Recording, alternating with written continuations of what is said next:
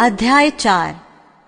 जब मोर्दके ने जान लिया कि क्या क्या किया गया है, तब मोर्दके वस्त्र फाड़, टाट पहन, राख डालकर नगर के मध्य जाकर ऊंचे और दुख भरे शब्द से चिल्लाने लगा। और वो राजभवन के फाटक के सामने पहुंचा, परंतु टाट पहने हुए राजभवन के फाटक के भीतर तो किसी के जाने की आज्ञा न थी। एक एक प्रांत में जहाँ जहाँ राजा की आज्ञा और नियम पहुँचा, वहाँ वहाँ यहूदी बड़ा विलाप करने और उपवास करने और रोने पीटने लगे, वरन बहुतेरे टाट पहने और राख डाले हुए पड़े रहे। एस्तर रानी की सहेलियों और खोजों ने जाकर उसको बता दिया। तब रानी शोक से भर गई और मोर्दके के पास वस्त्र भेजकर ये कहलाया कि टाट उतारकर इन्हें पहन ले, परंतु उसने उन्हें न लिया। तब एस्तर ने राजा के खोजों में से हताक को, जिसे राजा ने उसके पास रहने को ठहराया था, बुलवाकर आज्ञा दी कि मोर्दके के पास जाकर मालूम कर ले कि क्या बात है और इसका क्या कारण है। तब हताक नगर के उस चौक में जो राजभवन के फाटक के सामने था, मोर्दके के पास से निकल गया। मोर्दके ने उसको सब कुछ बता दिया कि मेरे ऊपर क्या क्या बीता है, और हामान ने यहूदियों का नाश करने की अनुमति पाने के लिए राजभंडार में कितनी चांदी भर देने का वचन दिया है, ये भी ठीक ठीक बतला दिया।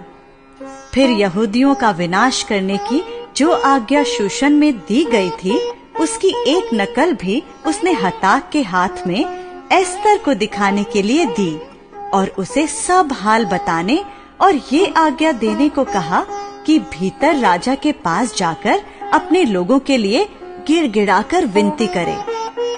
तब हताक ने एस्तर के पास जाकर मोर्दके की बातें कह सुनाई। तब एस्तर ने हताक को मोर्दके से ये कहने की आज्ञा दी।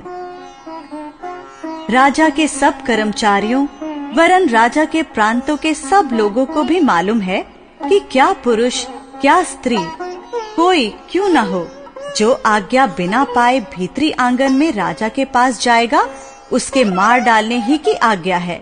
केवल जिसकी ओर राजा सोने का राजदंड बढ़ाए वही बचता है। परंतु मैं अब 30 दिन से राजा के पास नहीं बुलाई गई हूँ। एस्तर की ये बातें मोर्दके को सुनाई गईं।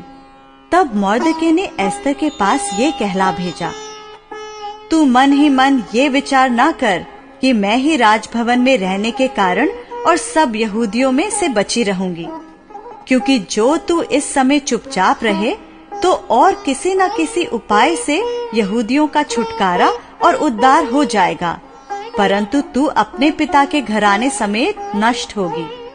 क्या जाने तुझे ऐसे ही कठिन समय के लिए राजपद मिल गया हो।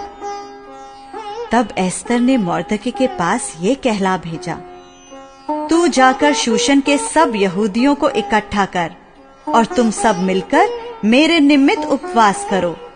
3 दिन रात ना तो कुछ खाओ और ना कुछ पियो।